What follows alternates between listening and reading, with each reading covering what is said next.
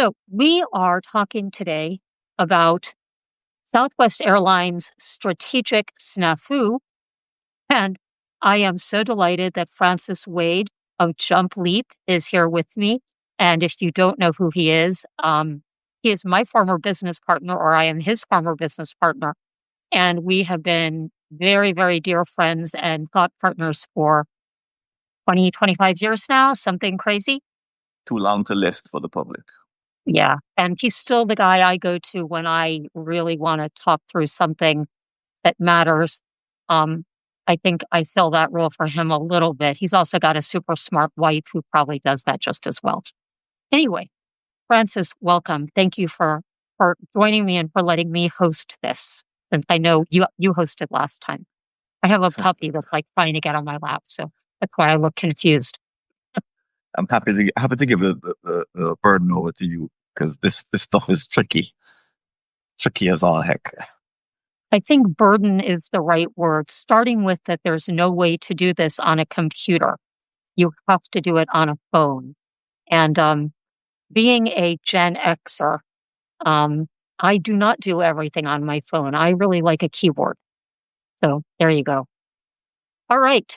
So we had looked at this video, which is in the notes, and you explained to me that she had technical problems in the middle, which is why it's only 15 minutes. I thought she just got to the end and got fed up. Really, what more was there to say? But let's go back to the beginning. So back in the late 60s, early 70s, is that when Kelleher founded Southwest? Yeah, I read a founding story. He sat down with a fellow named King over drinks, and they Yep. had mapped out this strategy for serving San Antonio, Houston, and Dallas with a new kind of airline. They did it on a I think napkin. it was Austin. I think it was Austin, Houston, Dallas. Okay, but Anyway, they the did it was triangle. all done on a cocktail napkin. Yep. That was the venue. That was the and it was done over drinks. It wasn't planned. They didn't sit down or they hire consultants. They just said we should fix this, and they were trying to fix that problem of traveling around Texas among those Well, three and cities. they already knew the competitive advantage they would have. I mean, they weren't just solving their problem. They felt like these were distances that were long enough to justify flying, but short enough that they could do it cheaply. Because at that point, airlines had not been deregulated in the US. They were very expensive.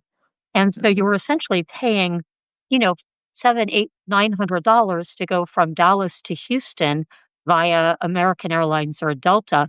And they thought we can do this more cheaply by keeping these sort of pseudo regional flights and there's a whole cacophony of very specific operational strategic themes they had, all of which added up to a brilliant, completely game changing strategy that would inexorably alter the airline industry in the US.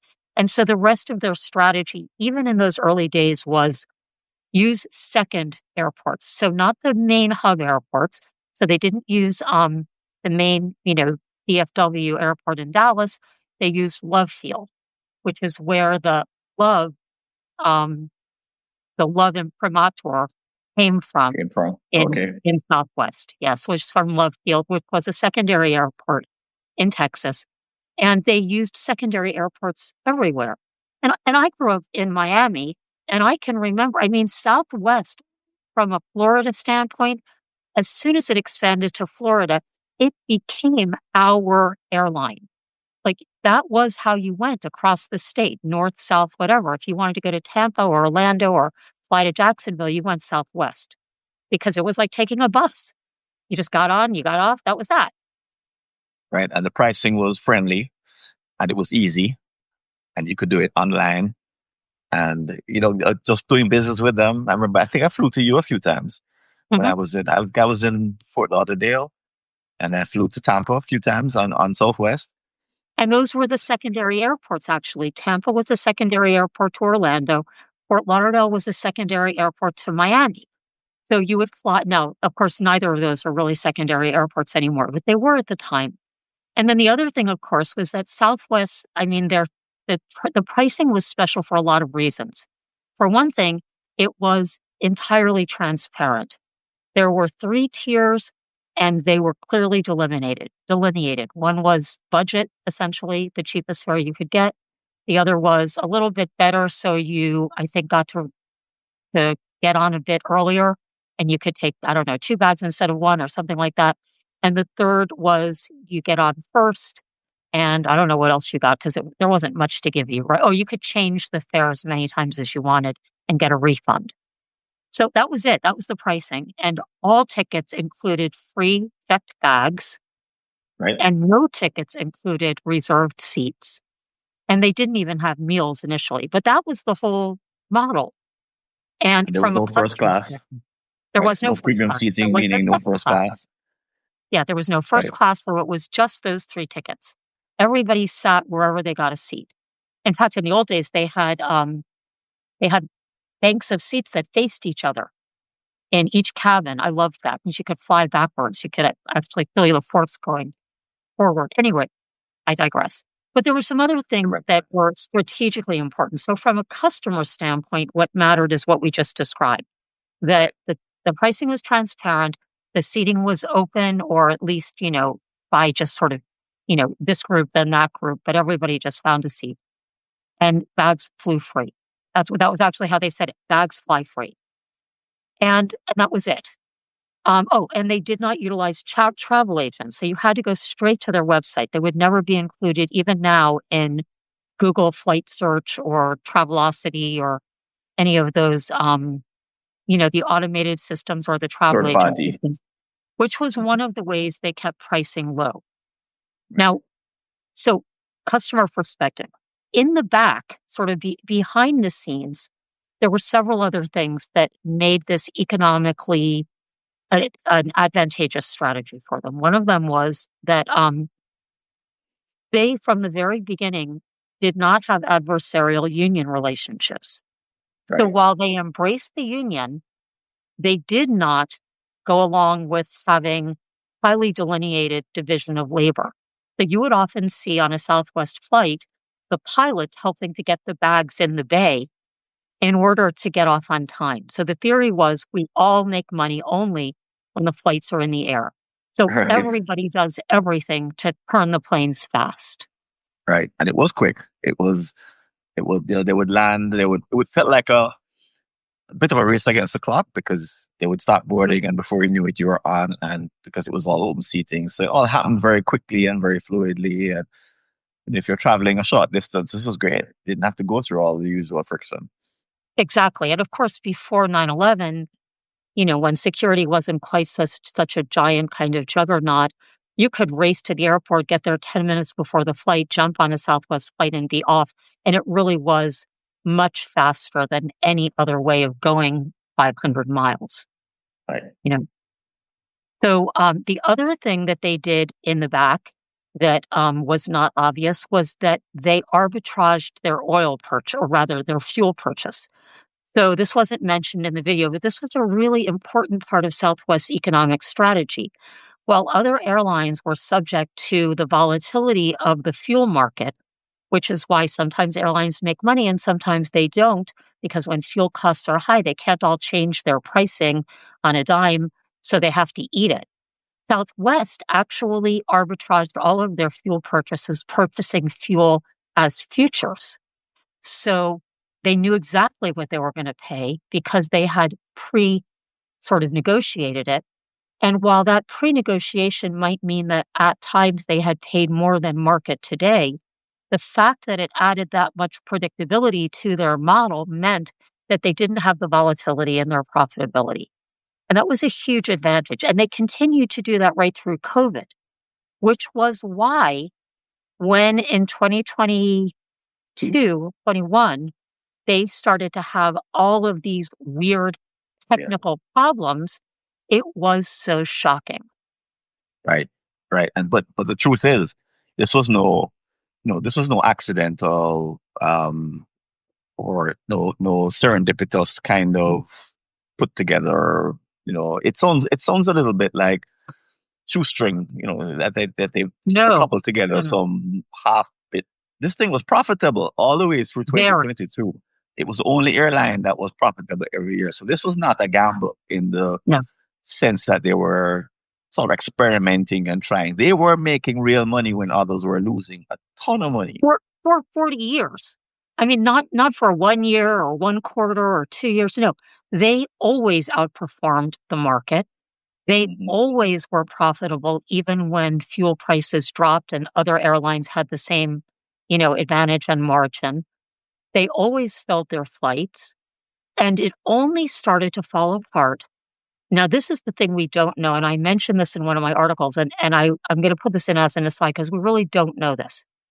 I believe, and what I wrote in the articles is that I believe they, at some point in the last 10 years, stopped investing. And I've spoken to people who worked at Southwest about this. Their scheduling software had been obsoleted for at least a decade, and they knew it. And this was an area where, by virtue of being a publicly traded company, they opted not to invest in their capital, not to take on the capex it would take to reinvest in updating their infrastructure because what they had was working okay. But it was working okay only from the customer perspective. It wasn't working okay on the back end for the flight attendants or the pilots. And that's the piece that only came to the public's knowledge later Hmm. when they had that gigantic sort of failure and they had to cancel like every flight for a day. I don't remember the Right, numbers of flights that got canceled, but it was thousands. right. This was actually the first time I thought about Southwest in years because they're not, they flew to Montego Bay here in Jamaica, but not Kingston. So they weren't really on my radar. So I never didn't know anything. But when they had all those cancellations and they brought down, major other airlines were also impacted. Yeah. During this was Christmas rush, and the supposed reason No, it the happened was cascade. because It was a right, because the cascade effect. cascade. But supposedly the trigger was that some planes had ice on the wings, and so they tried to play it off at first. But Right, I read the same thing you read, and from a strategic point of view, it sounded to me they did as if they did what many companies do, which is they kick the can down the road, which right, is that a sequence of executive teams decided not to bite the bullet, but instead decided to, in a surplus of short term thinking, or just what most companies do. They look 5 years out and they say, "Is this going to be a problem in the next 5 years?" And the IT guy goes, "Well, probably not." Okay, well, and right. they paid attention to the short term and didn't deal with the long term consequences of this poor infrastructure, this poor scheduling software. And by any measure, this was reckless on their part. It was reckless, and it's a mistake that smaller, younger companies make as well, which is allowing themselves to amass technical debt, which, writ on a large scale, is essentially shooting yourself in the foot. This is your ceiling is leaking, and instead of getting a new roof, you just get more buckets. And getting more buckets doesn't address the fundamental issue that is at the heart of the longevity of your operating model. And by not fixing the scheduling software, even though they were getting massive numbers of complaints from their own employees, and by the way, Southwest had a culture that truly embraced and held close their employees. So it was not typical for them to sort of give their employees a cold shoulder and ignore them. But in this particular case, they just sort of shrugged it off and did not take the recommendation of many industry insiders who knew that they needed to invest capex in this, and that was going to affect short term earnings in the market. They chose not to do that. None of us were in the boardrooms when they chose not to do that, but that beset a cascade of technical errors when they had the one failure and then they had three more.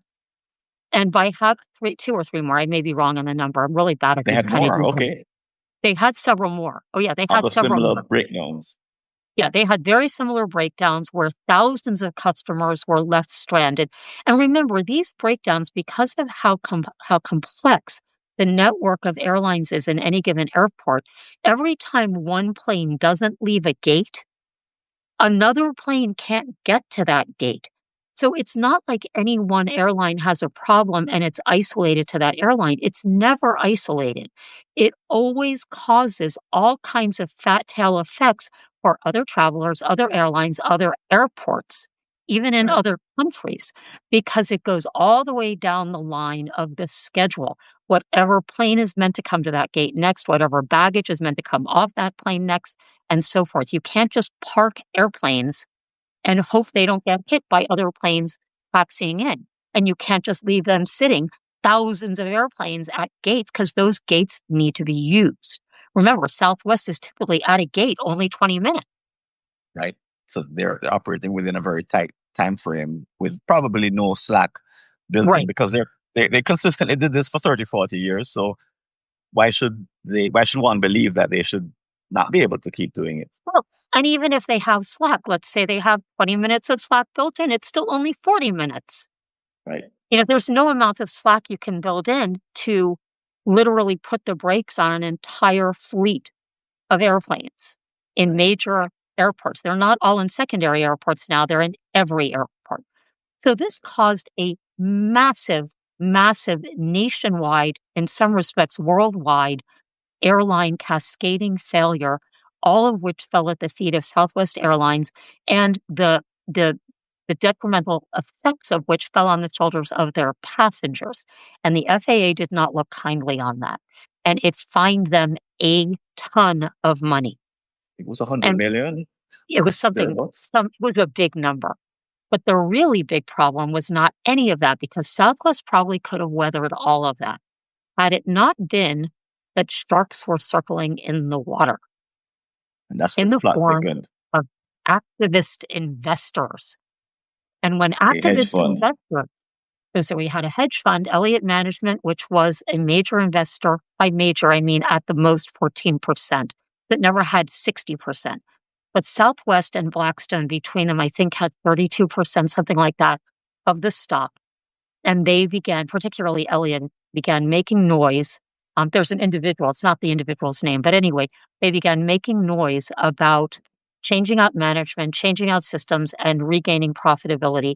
And they had the perfect opening because Southwest had dropped the ball so, so badly.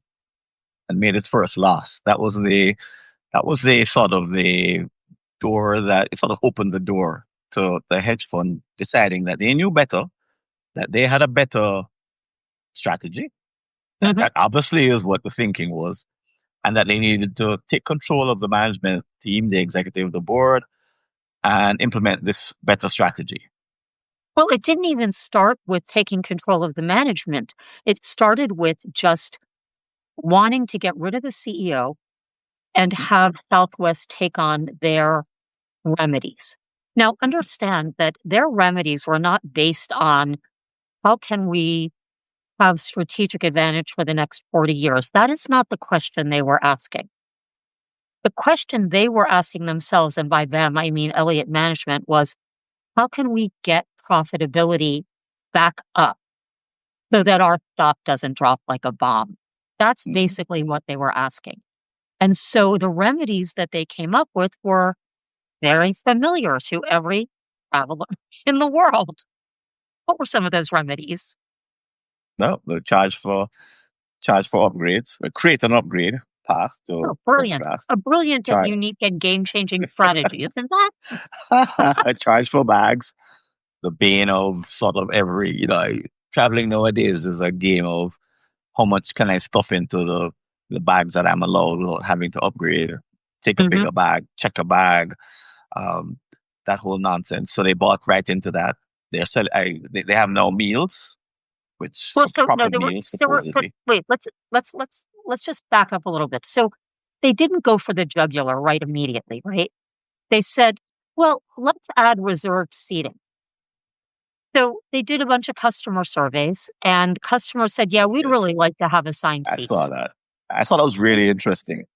Well, and the truth is, if you had flown Southwest lately, you would understand why, because they had gone to this weird method where you checked in and you were given a number in the order in which you had checked in, and or you got preferential numbers if you had purchased the higher level ticket. So the only way you could be in the top 30 people who board, remember, everybody gets to choose their seat. So you need to get on Southwest first if you want a seat near the front or on an aisle or whatever. Then the only way you could do that was either by having a more expensive ticket or by being awake at 12:01 when you could check in and checking in first. So then you're just like in a race, like you're buying tickets to see Taylor Swift or something, right? And that gets pretty tedious. So reserved seating was pretty popular. And customers said, yeah, we want reserved seating. So they did away with open seating. And I think at that point, people like me and other customers, even people like me, like strategists, were going, well, that's not so bad. That's not so bad. Actually, they are listening to the customer, and that improves the customer's life. And that was like that for about 6 months. But Elliott was still pushing. And so they wanted premium seating because premium seating accounts for most of the profits that most airlines make. All these extra fees do. And Southwest resisted.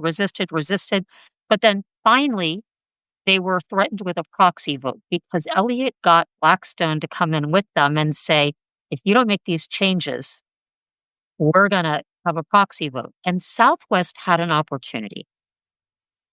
They could, now remember, these two hedge funds, between them only had less than 30% of the stock. They could have come up with a game-changing strategy. And by them, I mean the management of Southwest could have said, you know what? We took our foot off the gas. We took our eye off the ball. And we took our everything off of everything, every other cliche you can think of. And it's time for us to sit down and craft a game-changing disruptive strategy. Again, because they did it at the very Again, beginning. well, absolutely. But this is 40 years later. So, so what are we going to do now? Right? Yeah. Now they could have. And they didn't. What's happened since then is that they've just basically become more and more and more like a regular airline.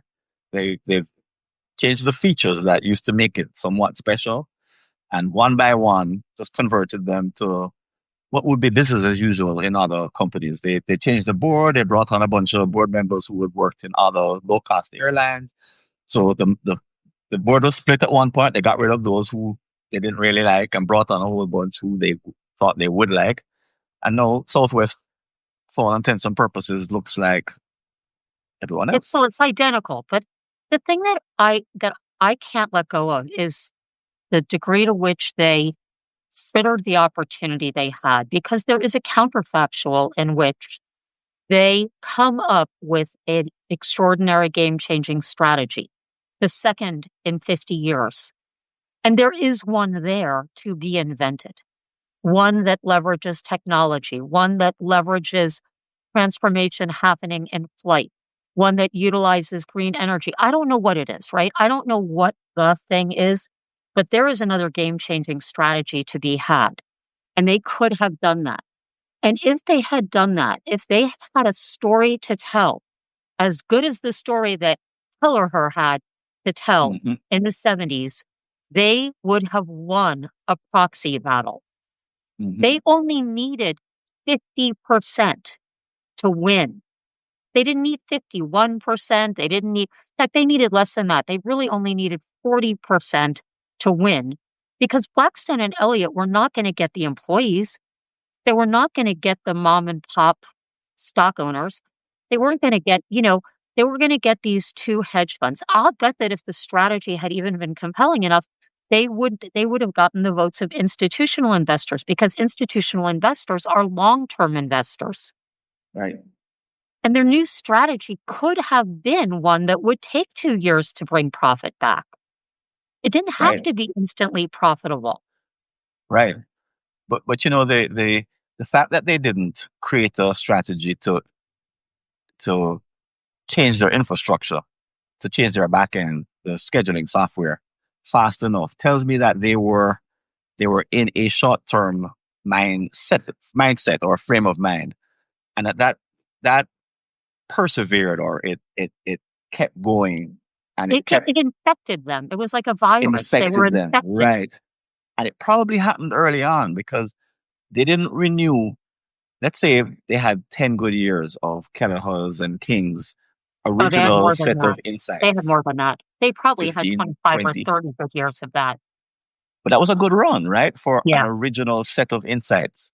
But what they didn't build in was the capacity to renew right. that strategy. In other words, to critically say, is this going to last us the next 20 years? If they did that, they would have fixed the infrastructure. So an element of their organizational design or their ethos was missing. And when the time came, sharks started circling. They didn't have an ethos that said, oh, no, no, we're a long-term strategy company. This is how we do things around here. We don't care about short-term returns, like what our stock price is doing immediately. We're in it for the... They didn't have that ethos. And ultimately they succumbed because it wasn't there. Succumb, is that a Jamaican pronunciation? Succumb? Probably. I love that actually. I think it's great. We need Close. more words that sound like that in English. Anyway, But what do you but think of that analysis? What do you think of that takeout, that take? I I partially agree. Um, I mean, like most Monday morning quarterbacking, we don't really know. And I'm not sure that they needed see, I think that had they bitten the bullet, invested the CapEx in infrastructure, they might not have needed a new strategy. They Right, might actually have just needed to fix the damn scheduling software. right, I mean, this might have been a case of we don't need to lose the house in a hurricane. We just need to invest in a new roof. right. But if they had the foresight to fix the software, they would have had the foresight to see the end of other features that weren't playing that well with their audience, with their fans, their customers. They would have seen that, okay, there's going to be a squeeze on profits, because they would have played it all the way out and said, we can't continue the same strategy that King and Keller came up with, because the world has changed on us. So here are the ways in which we need to be Southwest 2050. And they would have done that kind of thinking. I don't know that one follows from the other. I mean, I do think that they didn't do that kind of thinking. I don't know how connected that is to the technology investment issue. They have, if you go back over the last 10 years, Southwest has consistently made adaptations to their customer facing infrastructure. They have changed the boarding process. They're constantly surveying customers and finding out what works and what doesn't. They changed many of the meal offerings and the food offerings, and they did all kinds of things. But somewhere in the back office, they allowed the CFO to start running the company instead of a visionary leader. And that is problematic because there is a reason why CFOs are not CEOs. Because CFOs are, and you need them, they're doing that, looking out for reducing cost. But Right, CEOs are meant to be looking out for increasing strategic advantage. And that's the piece that wasn't clearly just, it wasn't like crystal clear, like our entire, our entire competitive advantage is at stake if we cannot schedule with like the kind of alacrity and sharpness more than even our competitors, because our right, agility is at the heart of our strategy. And by having this old, outdated software, they were stuck in an old, outdated level of speed and agility as well. right. I would add to that they were stuck in an outdated software that would require 5 years to fix. So this was Perhaps, not yes. like you plug in new software and then all of Right. a sudden the whole system adjusts to it. The system was built around, and that's part of the reason why it was so agile, was that they were able to make these patches essentially, and that allowed them to do these changes on the fly, which meant that they were very nimble, Hmm. which was good up to a point, because nimble doesn't always scale, right? Right. So now they're by the time the problem happened, or the 2022 rolled around, the time it took to invest to change the software and to bring it up to speed was now going to be at least 5 years. So I think the genius of King and Kelleher was that they they imagined an end state where everything could work profitably together. Like a target operating model. Right. They imagined the whole thing, all of the elements together. They had enough background in the industry and enough insights to be able to assemble a complete package of visionary, ideal, Like a flywheel. operating, I mean, it like a really is the flywheel. quintessential Exactly. flywheel. It's a flywheel. They imagined a flywheel that nobody Yeah. else in the industry imagined. And And then it they took them, compounded it later. I mean, like, they didn't start arbitraging fuel until 20 years later. okay, Like, these little things that they added as they went, but they added to the robustness of the strategy so that the flywheel was enhanced and the sort of velocity was compounded. It was right, only when they allowed technical debt to amass that everything was gonna grind to a halt. I mean, I go back to the roof analogy. I mean, it's such a simple analogy, but that really is what happened. And it right, it was a function of a lack of, I mean, if the CEO's job is to maintain competitive advantage, then he not only has to be looking out to see if the roof has holes, he or she also has to be looking out to see, is our strategy still valid? Is it still optimized? Is it going to convey to us competitive advantage for the next 50 years like it did for the last? And to your point, they were not asking that question. They were asking, how can we make sure next quarter's stock value either stays good or goes up? And that is the right. So wrong question. I That's would, I would, I would add some juice to your question. Not is it the right strategy at the moment, but I would say assume that your current strategy has a shelf life and that it's dying and it's going to be dead. No, do you wait till it's dead to actually reinvent? Because this is what I see with clients that I have is that they're successful because sometime in the past, a founder or a visionary person came up with an innovation or a target operating model or a visionary endpoint, whatever you want to call it. Mhm. Someone very, very innovative came up with it and it gave them a huge advantage in the beginning. And then they kind of fall into the innovator's dilemma that Clay Right. Christensen talked about. They kind of just relaxed into it and Yeah, they once didn't, something works, it's hard to change it. and it's profitable and it keeps Yeah, giving you profit. And there's more profit to get if all you need to do is make some incremental changes. But exactly. ultimately, if you think of it instead of that, this strategy has a shelf life, and we're crazy to think that it's going to last forever. So, what's the shelf life? Okay, the shelf life is this year. We need to put in place something that's going to replace that strategy, which means we got to start 5 years before to do the replacement, which means we got to do 10 years before by doing the imagining necessary. We've got to be so far ahead of it that when the death of the strategy comes about, we don't even feel it because we're actually on to the next. This is kind of what Fujifilm did, right? Well, I mean, but I think I think there's a more incremental way to think about it, which doesn't rebut anything you just said. But if you start from the premise the minute you execute your strategy with the question in mind, my strategy is invalid in some way. Mm-hmm. How? How? Mm-hmm. It's really working great in a lot of different dimensions. Where are its points of invalidity? Where are Mm-hmm. its descriptions of the world that have turned out not to be true? Where is our assertion of competitive differentiation that is not working? And Mm-hmm. that tends not to be what we do. We tend to look for confirmation that what we're doing is the right thing rather than assuming that we are fallible and our Mm-hmm. strategy, like us, is flawed. Let's find the flaws. And you don't necessarily need an entirely new strategy. What you need is a strategy that is constantly being reinvented by virtue of critically assessing its validity and the degree to which it confers advantage and whether or not it's game changing. Because at a certain point, if you change the game, everybody's now playing the same game. You need a Right. new game. Yeah, you create a brand new game and a brand new way for yourself to play in it.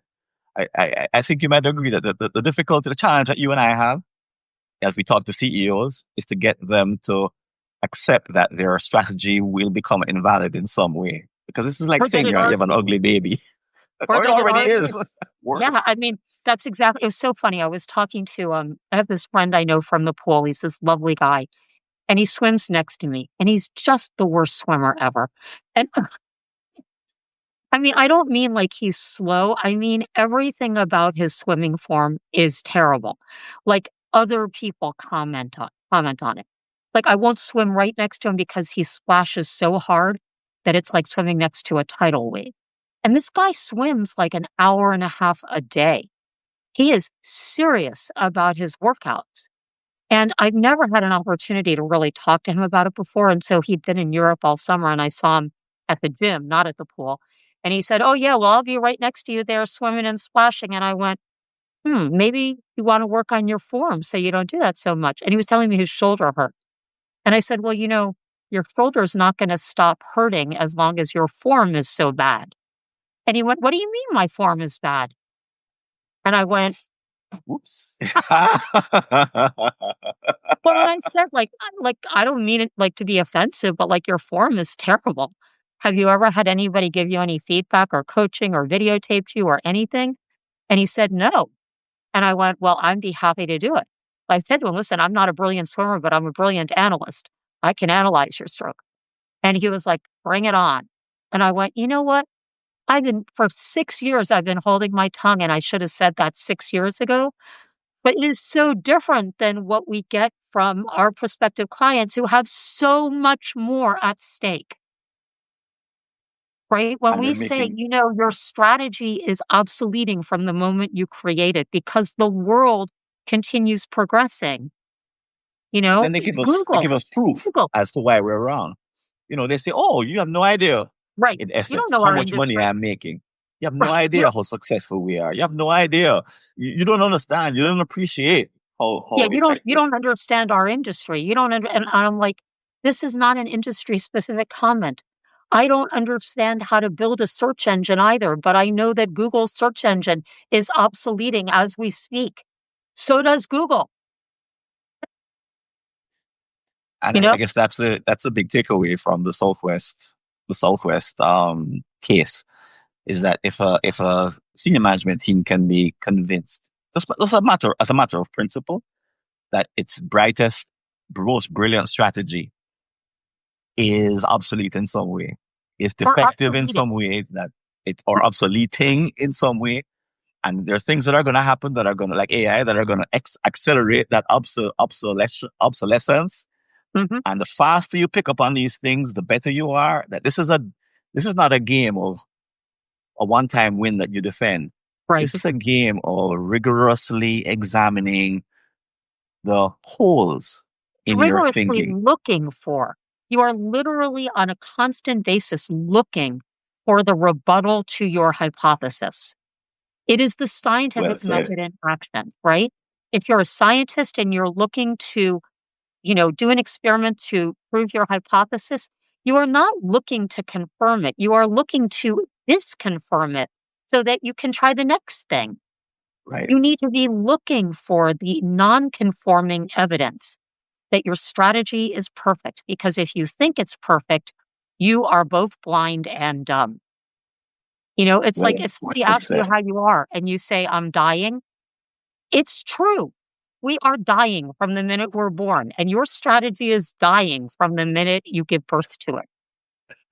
I had an aunt, a 106-year-old aunt, and it was with my passing comment. And when asked, "How are you doing, Aunt Beryl?" she would look at you with a look of like, "You idiot," and she would say, "I'm dying." She literally said that. But it's true, right? And It's the like a answer call to to her is, arms, right? but you know what? The correct answer back is, "Me too." Yeah, yeah. Well, let's make the most of it. This is like, I take that away as a message that she's just trying to send us. She wasn't being rude. She just was, No, matter of fact, this says, "I'm dying." It's like, yeah, wow, and you're alive right now. And this is, if I could give prospective clients that message, I wish I could find a way to do it. Francis, as always, we went too long, too delightful to talk to you. This has been completely great. Those of you who are watching, if you are not a subscriber to the Jump Leap newsletter, get right on it. And Francis subscribers, if you are not a subscriber to the Beyond Better blog, get right on it. We would love to talk to you again and write to you again and hear from you. So please let us know what you thought of our video, whether you want us to do more, if you have ideas for us about what to do next time. Because if you give us a topic, I guarantee you the two of us can tear it apart and even make it entertaining. Thanks, everybody. Thanks for listening. All right. Bye. Bye bye.